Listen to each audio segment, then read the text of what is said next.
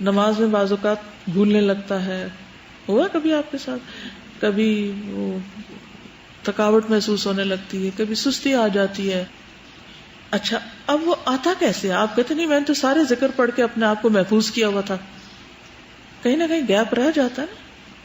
اب ذکر کوئی ایسی چیز تو نہیں کہ آپ نے ایک دفعہ پڑھ لی تو اندر جا کے وہ وہاں پر جم گئی. جتنی دیر پڑھتے رہیں گے ٹھیک ہے, جب رکیں گے اس کو گیپ مل جائے گا بیچ میں سے گھسنے کا. پھر آپ اس کو نکالتے ہیں, پھر وہ اندر آتا ہے.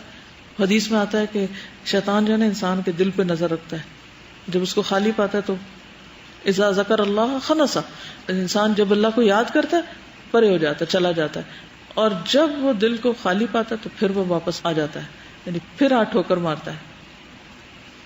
تو یہ ایک مسلسل جنگ ہے, اسی لیے مرتے دم تک فکر کرنی چاہیے.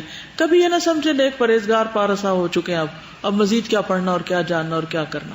ہر وقت کسی نہ کسی طریقے سے آپ کو سیدھے رستے سے, کیونکہ اس کی سب سے بڑی کوشش کیا کہ آپ کو اللہ کی طرف جانے سے روک دے. لَأَقْعُدَنَّ لَهُمْ صِرَاطَكَ الْمُسْتَقِيمِ, میں ضرور بیٹھ جاؤں گا تیرے سیدھے رستے. گویا شیطان اس رستے پہ بیٹھا ہوا ہے جو رستہ اللہ کو جاتا ہے. اللہ کے قرب, اللہ کی رضا, اللہ کی محبت اور اللہ کی اطاعت اور اللہ کے رستے میں جد و جہد, جو بھی چیز اللہ کی طرف جانے والی ہے اس میں خلل اندازی کرتا ہے. وہ تو گھات لگا کے بیٹھا ہوا ہے, کہاں سے اس کو ادھر کر دوں, بس تھوڑا سا پھسلا, ایک قدم پھسلنے کی دیر ہے, بس پھر کام ہو جائے گا میرا. تو اس لیے بہت آنکھیں کھول کے رکھنے کی ضرورت ہے.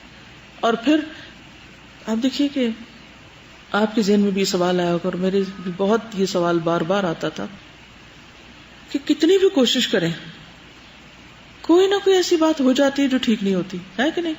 میرے ساتھ تو بہت ہوتا ہے. آپ ہو سکتا ہے مضبوط ایمان کے ہوں, جتنا کوئی زیادہ مضبوط ایمان والا ہوتا ہے کم پھسلتا ہے, تو غلطی ہو جاتی ہے. پھر انسان ندامت بھی کرتا ہے, کوستا ہے اپنے آپ کو برا بھلا بھی کہتا ہے, دل میں ہلچل بھی مچ جاتی ہے, طبیعت بھی بیزار ہوتی ہے, سب کچھ ہوتا ہے نا. پھر شیطان مایوسی کے روپ میں آتا ہے, کہتا ہے شاید تمہارا نام ان میں لکھا ہوا ہے جنہوں نے جنت میں نہیں جانا. چھوڑو پرے, کیا اتنی سٹرگل کی ضرورت ہے, مت تھکو, آرام کرو, چھوڑو, بس سب چھوڑ دو, معافی کو نہیں ہونی.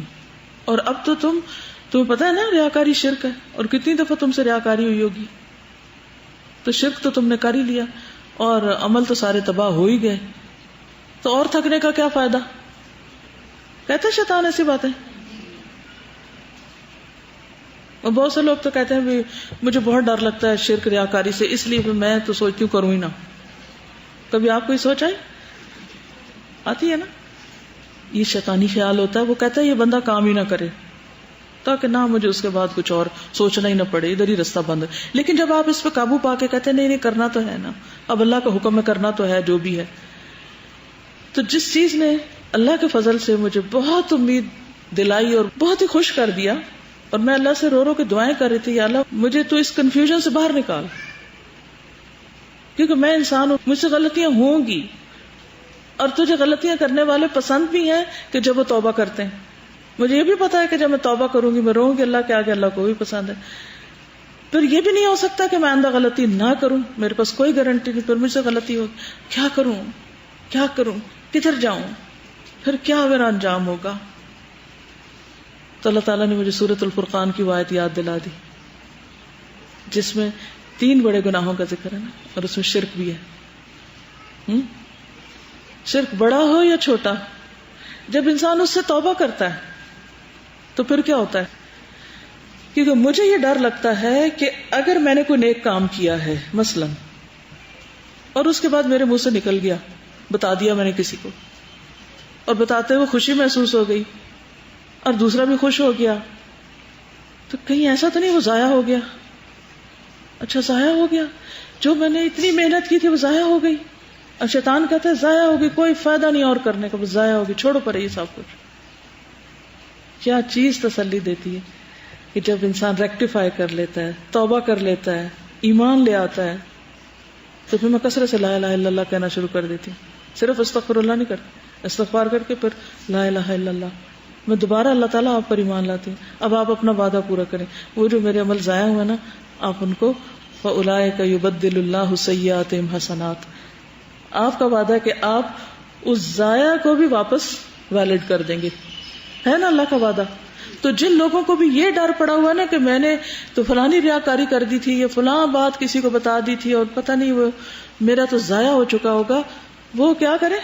توبہ کرے، اللہ کو یاد کرے اور پر امید رہیں، کیونکہ مایوسی شیطان کی طرف سے.